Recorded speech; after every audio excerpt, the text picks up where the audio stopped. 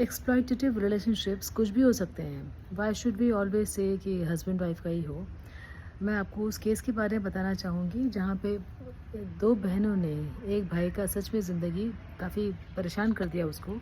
उसको इस मजबूरी तक ले आए हैं कि ही इज़ नाउ सुसाइडल। वो भूलने लग गया है। He is in his early 30s। The women the sisters are in their late 30s and mid 30s। Parents नहीं हैं। अभी वो भाई के पीछे पड़े हैं कि तुमने काफ़ी कुछ उसको एक्यूज़ करते हैं। तो हम ये क्यों कहें हमेशा कि हस्बैंड ही वाइफ को परेशान करे या वाइफ और हस्बैंड के बीच में हमेशा एक रिलेशनशिप की टकरार हो। इट इज़ सॉरी टू सी, काफ़ी टाइम से मैं देखती हूँ रिलेशनशिप्स और मैं आज मैं सोचा इसमें वीडियो बनाती हूँ। फ्रेंड्स, सिबलिंग्स रिलेशनशिप्स भी कई बार टूटने के कगार में होते हैं। अंतर यही है कि हस्बैंड एंड वाइफ डाइवोर्स नाम का वर्ड यूज़ करके अलग हो सकते हैं, पर सिबलिंग्स फिर कई बार हम लोग ऑफिशियली कहीं डिक्लेयर नहीं करते या धीरे धीरे अपना मनमुटाव होता है तो हम डिस्टेंस बना देते हैं। This man who is in his early 30s, he has been suicidal.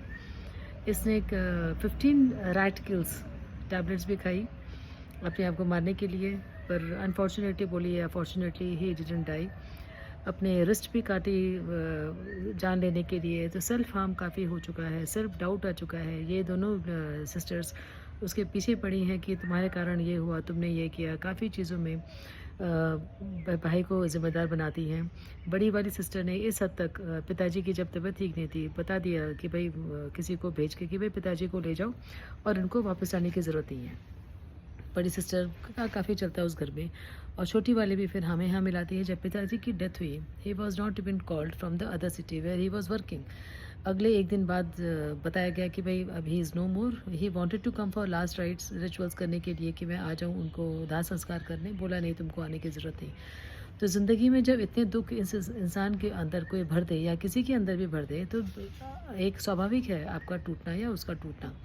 अभी क्या करें? सबसे पहले अपने पे भरोसा रखें।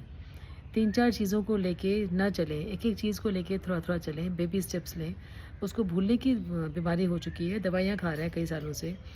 उस वो gentleman now he is not remembering things. वो खाना खाने घर से निकलता है, उसको लगता है कि उसके पिताजी उसके साथ हैं, होना चाहिए था, वो वेट कर रहा है। तब याद आया पिताजी इज़ नो मोर।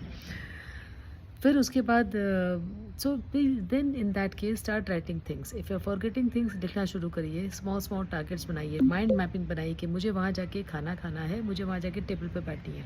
ऐसे ऐसे करते करते अपने को बिजी रखिए पॉजिटिव चीज़ों में, कंस्ट्रक्टिव चीज़ों में। डिस्ट्रक्टिव चीज़ों या लोगों से दूर रहिए। तब हम अपनी पर्सनैलिटी को दोबारा दोबारा उजागर करिए और एक हेल्दी इंसान